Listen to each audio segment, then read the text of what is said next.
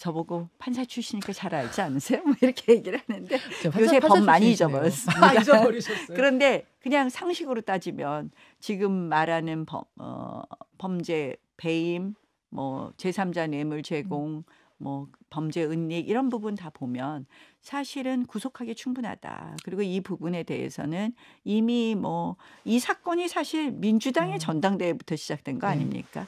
저는 구속 사유가 충분하다고 보고 있습니다. 김의겸 의원은 지금 한동훈 장관이 쫄아 있는 모습을 보니 영장 기각 확률 70%다. 이런 SNS 글을 긴 글을 썼는데. 김의겸 의원님은 언론인 출신 같지 않으세요? 최근에 김의겸 의원님 말씀하신 것 중에서 맞는 말씀이 있으셨나요?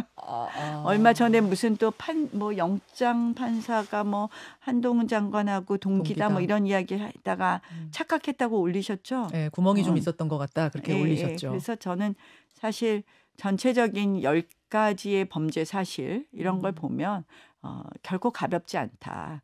그리고 그러니까 검찰에서 2번씩이나 영장 청구를 했죠. 이번이 2번째입니다. 저는 충분한 사유가 있다고 보는데 다만 요새는 법원이 어떨 때는 참 이런 말이 있어요. 법조인들 사이에서 판사 누구 만나느냐에 따라서 이건 완전 로또다. 아무리 노력해도 정말 이 법리가 통하지 않는 판사들이 있다라는 그런 비판들이 법조인들 사이에 있습니다. 판사들 사이에서도 그런 얘기해요? 그러니까 판사들이 아니라 법조인들 사이에서. 그래서 사실은 그런 리스크가 마지막 하나 남아 있긴 한데요. 그러나 이렇게 상식적으로 보면 구속 사유는 충분하다라고 봅니다.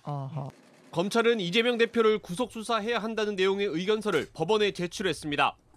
백현동 개발비리 의혹과 불법 대북 송금 의혹 등을 합해 모두 1000쪽이 넘는 분량으로 알려졌습니다. 혐의를 인정하지 않는 이 대표의 주장을 다시 반박하고 이 대표가 증거를 인멸할 가능성이 높다는 의견이 담긴 것으로 전해집니다. 검찰은 내일까지 구속영장 심사 때 활용할 PPT 등 자료 준비 작업에 나설 계획입니다. 저희들 검찰에서 할 일만 담담하게 하도록 하겠습니다. 민주당은 이 대표의 구속영장을 기각시켜달라는 내용의 탄원서를 법원에 낼 예정입니다. 민주당 소속 의원과 전국 17개 시도당 위원장 등에게 탄원서를 내라는 공문을 보냈습니다. 탄원서엔 이 대표가 구속되면 국정 운영과 국가 시스템에 문제가 생길 것이란 내용이 담겼습니다. 이 대표 지지자들도 온라인에서 탄원 운동을 이어가고 있습니다. 한편 국회에서 이 대표의 체포동의안이 통과된 후 일부 민주당 의원을 상대로 살인 예고글을 쓴 40대 남성이 경찰에 붙잡혔습니다.